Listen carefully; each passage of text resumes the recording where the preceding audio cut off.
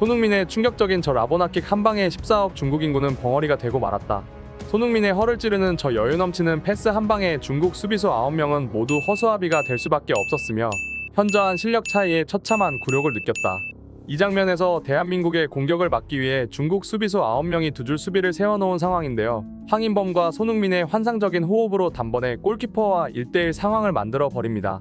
이 장면에서 중국 축구의 수준을 가늠할 수 있는데요. 황인범이 손흥민에게 공을 전달하고 2대1 패스를 받으러 뛰어가는데 김민재같이 뛰어난 수비수들은 황인범을 잡기 위해 뛰어가겠지만 손흥민이라는 존재의 위험 때문인지 모든 수비수는 손흥민과 공만을 쳐다보며 박스 안으로 돌파해 들어가는 황인범을 아무도 마크하지 않습니다. 이후 손흥민의 여유 넘치는 라보나킥이 시전되며 황인범에게 골키퍼와 1대1 찬스를 만들어주지만 퍼스트 터치가 조금 길어지며 골키퍼에게 가로막히는 모습이었습니다. 사실 이런 손흥민의 라보나킥은 과거 토트넘의 동료였던 라멜라가 잘 쓰는 것으로 유명했는데요. 라멜라는 예전 시즌 아스날과의 경기에서 기록한 라보나킥을 통한 득점으로 손흥민이 벌리전 70m 돌파 득점으로 수상했던 올해의 푸스카스상을 수상하기도 했습니다. 이것을 본 토트넘 팬들의 반응도 재밌는데요.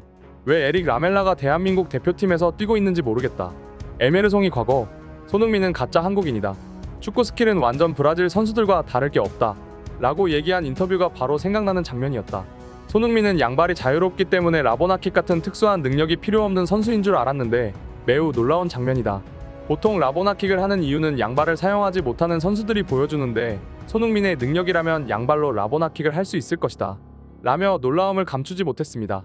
이날 경기에서 손흥민은 2골 1어시스트를 기록하며 평점 9.7점을 받았는데요. 손흥민 혼자서 중국을 박살냈다고 해도 무방한 퍼포먼스를 보여주었습니다.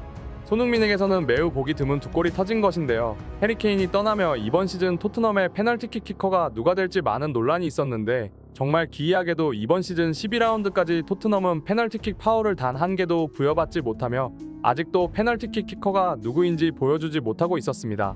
하지만 이날 중국 수비수 장천재의 어이없는 회오리킥에 센스있게 황희찬 선수가 걸려 넘어지며 얻어낸 페널티를 손흥민이 매우 깔끔하게 성공시키며 향후 토트넘에서도 누가 페널티킥을 담당할지 예상케 해주었습니다. 매우 보기 드문 손흥민의 득점은 이뿐만이 아니었는데요. 손흥민은 과거 함부르크 시절 클롭 감독을 상대로 헤더골을 기록한 이력이 있는데 잉글랜드로 넘어와 헤딩 경합 상황에서 부상을 당한 이후로 헤딩은 경기 중 거의 시도하지 않고 있었습니다. 하지만 이날 경기에서 사전에 합의된 전술을 성공적으로 수행해내며 10년에 한 번 볼까 말까한 손흥민의 헤더골을 볼 수 있었습니다. 이 상황을 집중해서 보셔야 하는데요. 대한민국의 코너킥 상황에서 보통 득점이 가능한 선수는 키가 큰 김민재와 조규성 선수 정도로 여겨집니다. 이 때문에 중국 수비수들은 이 두 선수에 집중하고 있는데요. 이때 손흥민과 박용우, 이강인의 놀라운 호흡이 나옵니다. 손흥민은 이 장면에서 약속된 대로 앞쪽 전방으로 돌아 들어가는 상황이 나오는데 박용우가 중국 선수 뒤에 위치하며 돌아 들어가는 손흥민을 쫓는 중국 수비수의 길을 차단시켜 버립니다. 이 때문에 손흥민은 완전 자유롭게 혼자 뛰어들어갈 수 있었고 이것을 본 이강인은 정확하게 손흥민의 머리 위에 코너킥을 올려줍니다. 이것을 손흥민 선수는 가볍게 방향을 돌려놓는 헤딩으로 득점에 성공하는데요. 지난 이강인과 조규성의 싱가포르전 득점 장면도 그렇고 대한민국 선수들 간의 약속된 전술 장면이 중국 같은 약팀을 상대로 상당히 수월하게 전개되는 모습을 볼 수 있었습니다.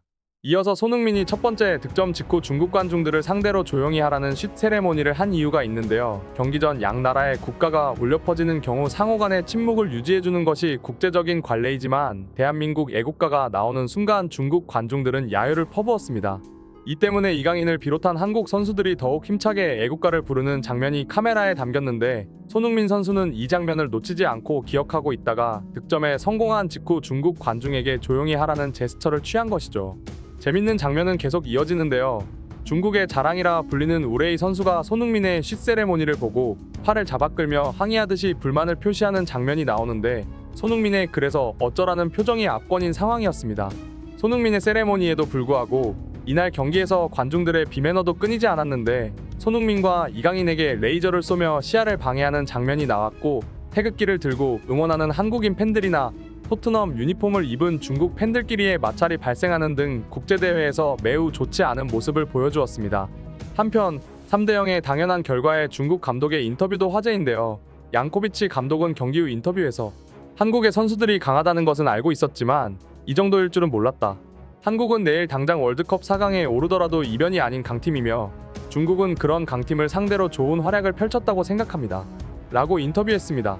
웃긴 점은 전날 인터뷰에서 중국은 훌륭한 수비 시스템이 있다. 손흥민과 한국 공격진을 상대로 태국전처럼 수비하면 승리할 수 있을 것이다. 라고 인터뷰한 것과는 반대로 처참한 패배 이후 인터뷰에서는 한국을 극찬하는 정반대의 모습을 보였습니다. 오늘의 소식 이만 마치겠으며 구독과 좋아요는 영상 제작에 큰 힘이 됩니다. 시청해 주셔서 감사합니다.